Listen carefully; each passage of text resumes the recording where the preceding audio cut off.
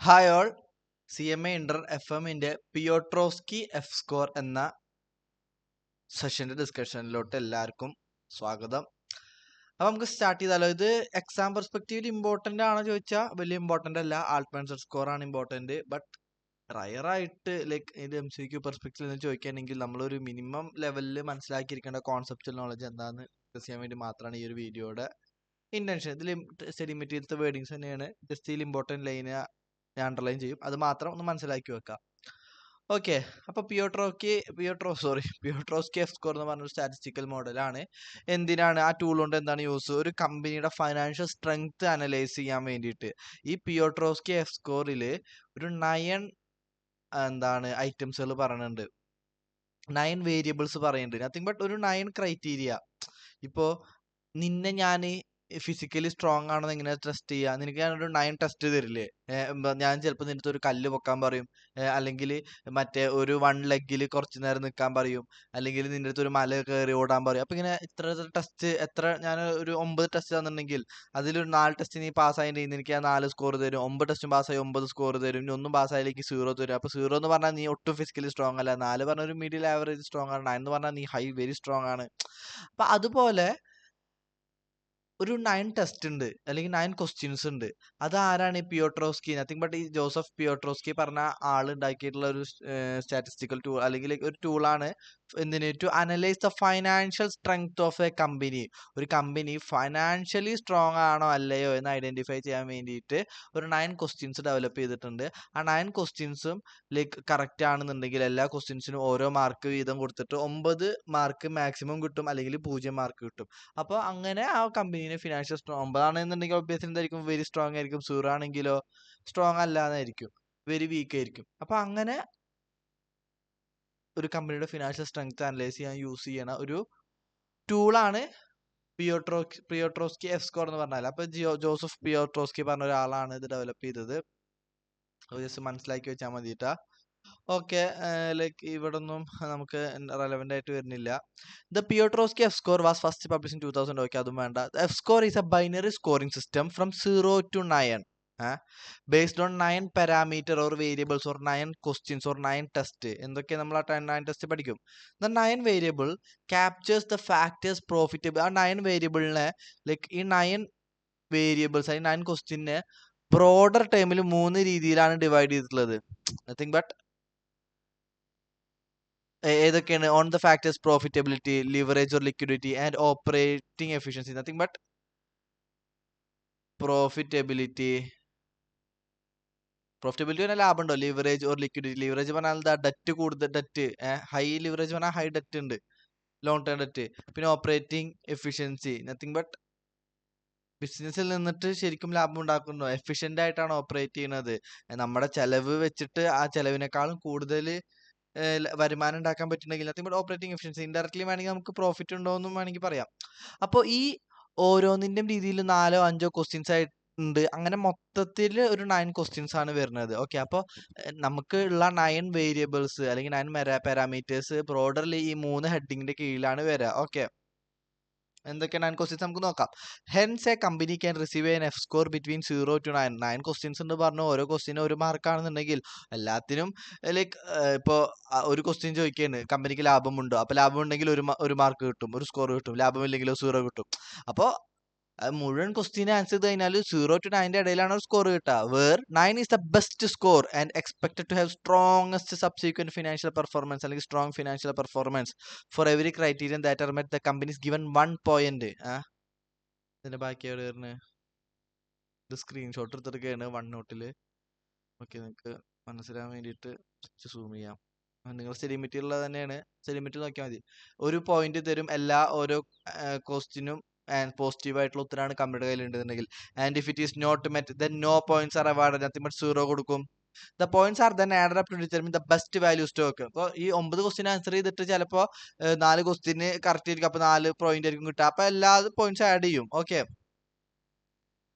Piotrowski said that the financial strength of a company could be determined using data solely from the financial statement. അപ്പോൾ ലാഭമുണ്ടോ ഇല്ലയെന്നൊക്കെ financial statement data use ചെയ്തിട്ടാണ് കണ്ടുപിടിക്കുക.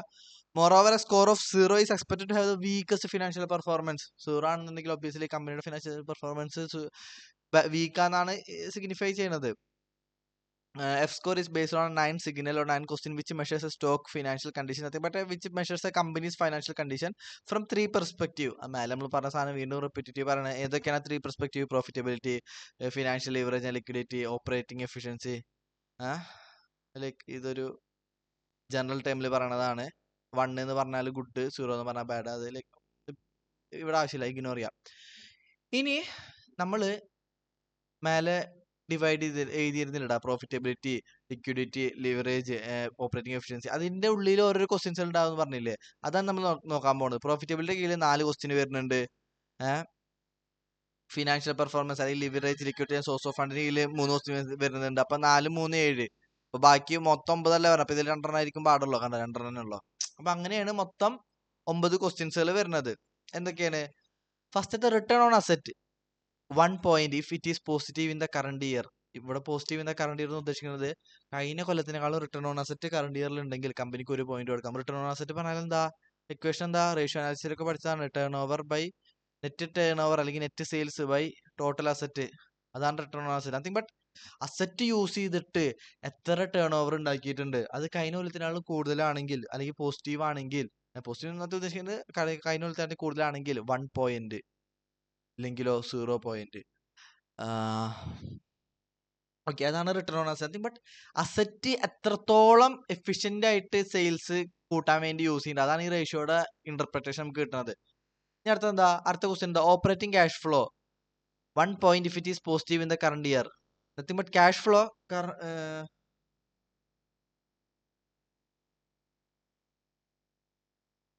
ഇവിടെ ഉദ്ദേശിക്കുന്നത് എന്താ? Whether the current year operating cash flow is greater than prior year operating cash flow. Cash flow എന്നല്ല പറയുന്നത്, operating cash flow ആണ് പറയണത്. നമുക്ക് ക്യാഷ് ഫ്ലോ അറിയാം, operating activities, investing activities, financing activity. അല്ലെ ഓപ്പറേറ്റിംഗ് ആക്ടിവിറ്റിയുടെ ക്യാഷ് ഫ്ലോ കഴിഞ്ഞ പോലത്തെ കൂടുതലാണോ? ആണെങ്കിൽ 1 പോയിന്റ് കൊടുക്കാം, അല്ലെങ്കിൽ 0. ഇനി അടുത്തത് എന്താ?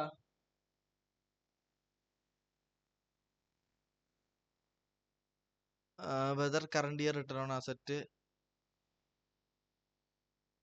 പറഞ്ഞ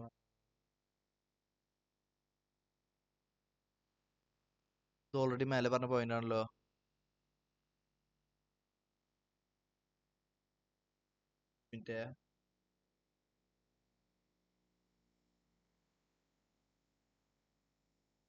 change in return on asset 1 point if return on asset is higher in current year compared to the previous year. Accruals എന്ന് പറഞ്ഞാല്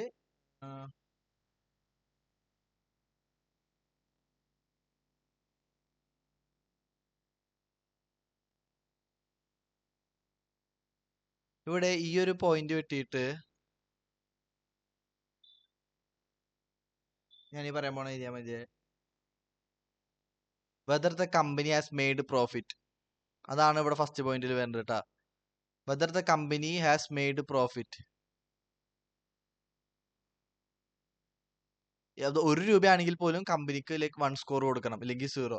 ലൈക്ക് ഇത് റിപ്പീറ്റേറ്റീവ് വന്നിരിക്കുകയാണ്. ശരിക്കും പറഞ്ഞാല് എന്തിനാ അങ്ങനെ? ലൈക്ക് ഇതിൽ കുറെ മിസ്റ്റേക്കുകൾ ഉണ്ട് നമ്മുടെ CMS ലിമിറ്റിൽ. അത് ഇവരെന്തെങ്കിലും ചെയ്തെന്ന് എനിക്കൊരു പിടുത്തം കിട്ടില്ല. നമ്മള്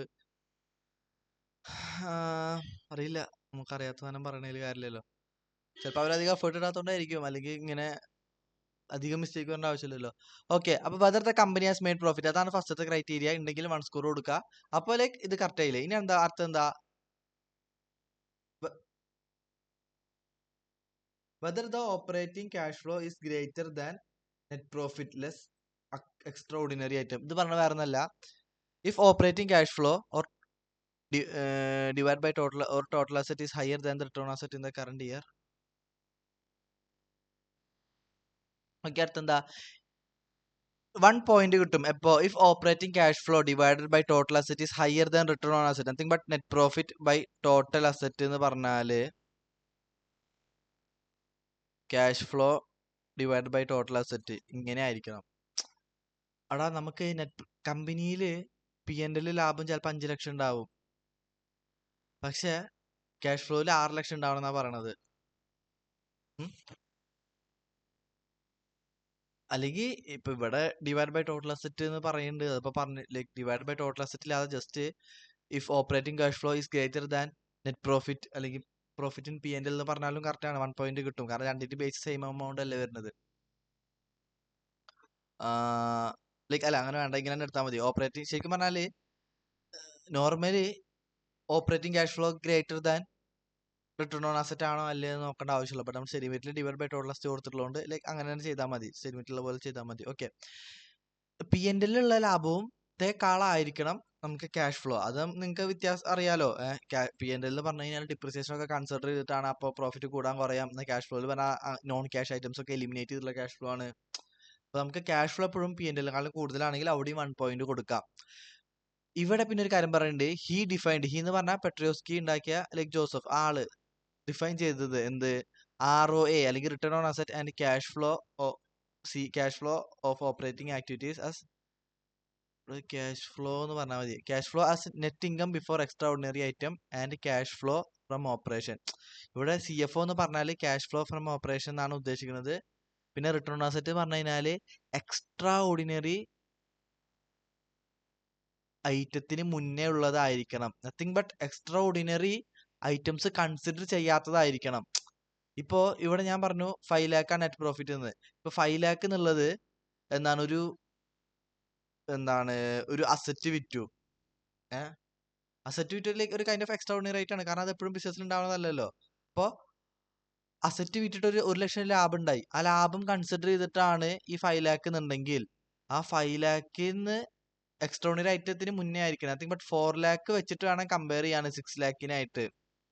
എക്സ്ട്രാ ഓർഡിനറി ഐറ്റംസ് ഇൻക്ലൂഡ് ചെയ്തിട്ടുള്ള നെറ്റ് പ്രോഫിറ്റ് അല്ലെങ്കിൽ റിട്ടേൺ ഓൺ അസറ്റ് ആയിട്ടല്ല ക്യാഷ് ഫ്ലോനെ കമ്പയർ ചെയ്യേണ്ടതെന്നാണ് പറഞ്ഞു വരുന്നത്. ഓക്കെ, മനസ്സിലായി വിചാരിക്കണോ? If the firms return on asset is positive the indicator variable would be equal to 1 0. അതൊന്നും ആവശ്യമില്ലാത്തൊക്കെ മേലെ ഞാൻ പറഞ്ഞതിന്റെ വീണ്ടും എഴുതിയെടുക്കുകയാണ്. ഇതിൽ കുറെ കൺഫ്യൂസിങ് ആവുന്ന രീതിയിലാണ് എഴുതിയിട്ടുള്ളത്.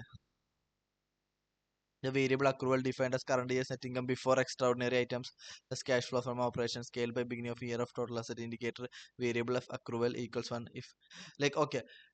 ഇതൊന്നും കൺസിഡർ ചെയ്യണം, ഞാൻ പറയുന്ന കാര്യങ്ങൾ മാത്രം ശ്രദ്ധിക്കുക. എന്തൊക്കെയാണ്, വെദർ പ്രോഫിറ്റ് ഉണ്ടായിട്ടുണ്ടോ ഉണ്ടെങ്കിൽ 1 പോയിന്റ് കൊടുക്കുക. ഓപ്പറേറ്റിംഗ് ക്യാഷ് ഫ്ലോസ് പോസിറ്റീവ് ആണ്, നത്തിങ് ബട്ട് ലാസ്റ്റ് ഇയറിനേക്കാളും കൂടുതൽ ഓപ്പറേറ്റിംഗ് ക്യാഷ് ഫ്ലോ ഉണ്ടോ ഉണ്ടെങ്കിൽ ഒരു പോയിന്റ് കൊടുക്കുക. റിട്ടേൺ ഓൺ അസറ്റ് കറണ്ട് ഇയറേക്കാളും കൂടുതലാണോ റിട്ടേൺ ഓൺ അസറ്റ് ഉണ്ടെങ്കിൽ 1 പോയിന്റ് കൊടുക്കുക. പിന്നെ എന്താണ്, operating cash flow divide by total asset greater ആണോ റിട്ടേൺ ഓൺ അസറ്റ് ആണെങ്കിൽ 1 പോയിന്റ് കൊടുക്കുക. ഒരു പോയിന്റ് കൂടി നിങ്ങൾ കൺസിഡർ ചെയ്യുന്നത് വെച്ചാൽ ഇവിടെ ക്യാഷ് ഫ്ലോ എന്ന് പറഞ്ഞാൽ ഓപ്പറേറ്റിംഗ് ക്യാഷ് ഫ്ലോ ആണ്. കാരണം അതല്ല നമ്മൾ ബിസിനസ് ചെയ്തുണ്ടാക്കാൻ ലാഭമല്ലേ നോക്കുന്നുണ്ട്, അല്ലാതെ ബിസിനസ് വഴി നല്ല സ്ക്രാപ്പ് ഉണ്ടായി അല്ലെങ്കിൽ ബിസിനസ്സിന് അസറ്റ് വിറ്റ് അതൊന്നല്ല. നമ്മൾ അസറ്റ് വിൽക്കാനോ അല്ലെങ്കിൽ സ്ക്രാപ്പ് വിൽക്കാനല്ലോ ബിസിനസ് തുടങ്ങുന്നത്. അപ്പോൾ നമ്മുടെ ഓപ്പറേഷന് എത്ര ലാഭം കിട്ടണം അല്ലെങ്കിൽ എത്ര ക്യാഷ് ഫ്ലോ കിട്ടണം അതാണ് കൺസിഡർ ചെയ്യേണ്ടത്. അപ്പോൾ ക്യാഷ് ഫ്ലോ എന്ന് പറഞ്ഞാൽ അവിടെ ഇംപ്ലൈഡ് ആണ് എന്ത്, cash flow from operating activity ആണെന്നുള്ളതും. അതുപോലെ തന്നെ റിട്ടേൺ ഓൺ അസറ്റ് എന്ന് പറഞ്ഞു കഴിഞ്ഞാൽ അവിടെ എക്സ്ട്രാ ഓർഡിനറി ഐറ്റംസ് കൺസിഡർ ചെയ്യാത്ത നെറ്റ് പ്രോഫിറ്റ് ആയിരിക്കണം റിട്ടേൺ ഓൺ അസറ്റിന് വേണ്ടിയിട്ട് യൂസ് ചെയ്യേണ്ടത്. റിട്ടേൺ ഓൺ അസറ്റ് പറഞ്ഞാൽ എന്താ, നെറ്റ് സെയിൽ അല്ലെങ്കിൽ like net profit divide by total asset. അപ്പോൾ ഇതിൽ എക്സ്ട്രാ ഓർഡിനറി ഐറ്റംസ് കൺസിഡർ ചെയ്യരുത്. ഓക്കെ, മനസ്സിലായി വിചാരിക്കണോ? എന്തെങ്കിലും ഡൗട്ടിനെ ചോദിച്ചാൽ മതി. ഇനി അടുത്തത് എന്താ, ഫിനാൻഷ്യൽ പെർഫോമൻസിൽ എന്തൊക്കെ വരുന്നത്, leverage, liquidity and source of fund.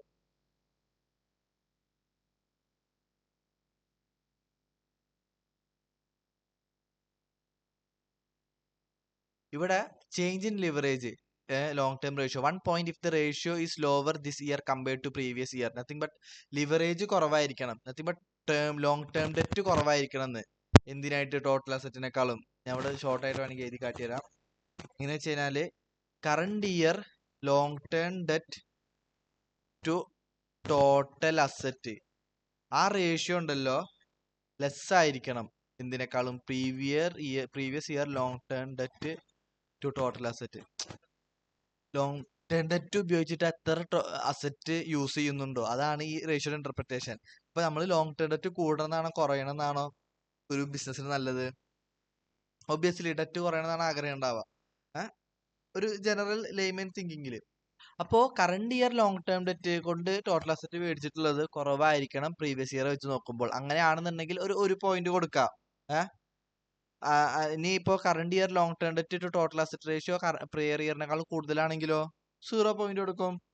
Okay, ഇനി അടുത്ത എന്താ, change in current ratio 1 point is if it is higher in the current year compared to previous year. Current ratio എല്ലാവർക്കും അറിയാലോ, current asset by current liability. അത് prior ഇയറിനേക്കാളും current ഇയറത്തെ current ratio divide by current liability prior ഇയറേക്കാളും കൂടുതലാണെങ്കിൽ, greater ആണെങ്കിൽ അവിടെ 1 point കൊടുക്കും, എങ്കിൽ എന്ത് കൊടുക്കും, 0 പോയിന്റ് കൊടുക്കും. ഓക്കെ.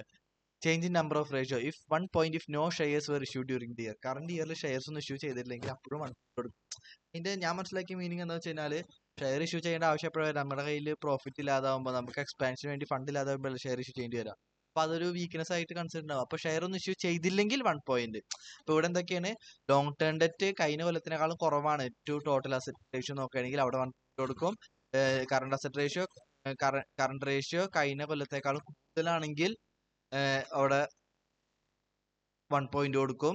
അല്ലെ, ഇവിടെ ലോങ് ടേം ഡെറ്റ് നമുക്ക് കുറയണം നല്ല ആഗ്രഹം, അപ്പൊ അതല്ലേ ബെറ്റർ. അപ്പൊ അവിടെ 1 പോയിന്റ്. എന്നാൽ കറണ്ട് അസറ്റ് കൂടുതൽ നല്ല ആഗ്രഹം, അപ്പൊ കൂടുമ്പോൾ 1 പോയിന്റ്. പിന്നെ ഷെയർ ഇഷ്യൂ ചെയ്തില്ലെങ്കിൽ കമ്പനി ഫിനാൻഷ്യലി ഗുഡ് ആണ്, പ്രോഫിറ്റ് ഒരുപാട് ഉണ്ടാക്കുന്നുണ്ട്, അപ്പൊ അവിടെ 1 point. Okay.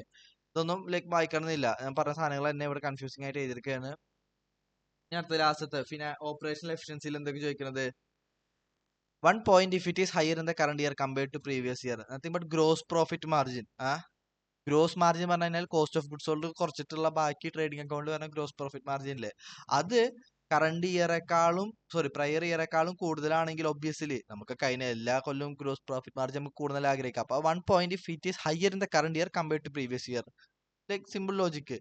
Asset turn over ratio, asset വെച്ചിട്ട് എത്ര സെയിൽ ഉണ്ടാക്കി, അത് ഒബ്വിയസ്ലി കൂടണമെന്നല്ലേ ഉണ്ടാവാ കഴിഞ്ഞ കൊല്ലത്തേക്കാളും. അതന്നെ 1 point if it is higher in the current year compared to previous year. Asset turn over ratio പറഞ്ഞാൽ turnover divided by asset, net sale divide by asset. അത് current year ഉള്ളത് greater ആയിരിക്കണം prior year net sale divided by total അസറ്റിനേക്കാളും. അങ്ങനെയാണെങ്കിൽ അവിടെ 1 point കൊടുക്കും.